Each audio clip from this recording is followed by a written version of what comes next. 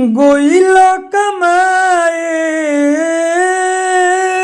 गोइल कमाए तू तो लुधियानवा तोहरा बिना नीक नहीं लागे सजनवा तोहरा बिना नीक नहीं लागे सजनवा।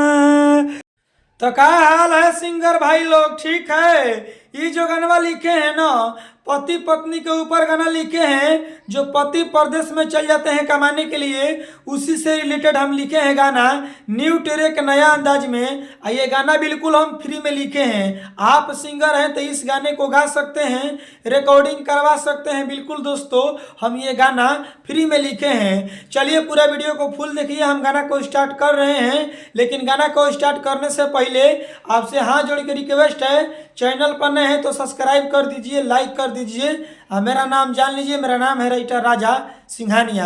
तो चलिए पहले गाना को स्टार्ट करके सुनाते हैं, आगे चल के समझाएंगे। स्क्रीन पर देखिए लक्ष्य गुई।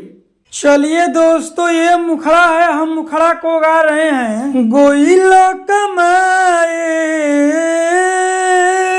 गोइल कमाए तू तो लुधियानवा तोहरा बिना नीक नहीं लागे सजनवा तोहरा बिना नीक नहीं लागे सजनवा। गोदिया में दे तो बबुआ हो गोदिया में दे तो बबुआ खेलती अंगनवा तोहरा बिना नीक नहीं लागे सजनवा तोहरा बिना नीक नहीं लागे सजनवा।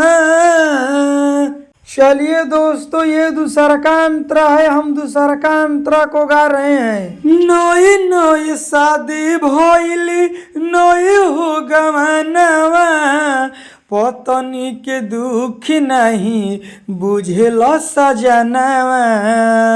हाँ नोई नोई शादी भइली नोई हो गवानवा पत्नी के दुख नहीं बुझेल सजनवा।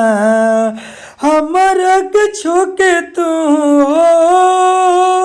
हमरा के छोके तू गोहिल पटनवा तोहरा बिना नीक नहीं लागे सजनवा तोहरा बिना नीक नहीं लागे सजनवा। चलिए दोस्तों, ये दूसरा का अंतरा है, हम दूसरा का अंतरा को गा रहे हैं। किनियों से आवत रहा हमरे तू पाजरा किन के तू लावत रह हमारा लगा घरा। हाँ हाँ किनियों से आवत रहा हमरे तू पाजरा किन के तू लावत रह हमारा लगा घरा। राजा विकास के मन लो ना कहनावा। दोस्तों, जहाँ राजा विकास लिखा हुआ है तो फाइनली विकास भाई ने कमेंट बॉक्स में कमेंट किए थे कि राजा भैया गाना में मेरा नाम डाल दीजिएगा विकास।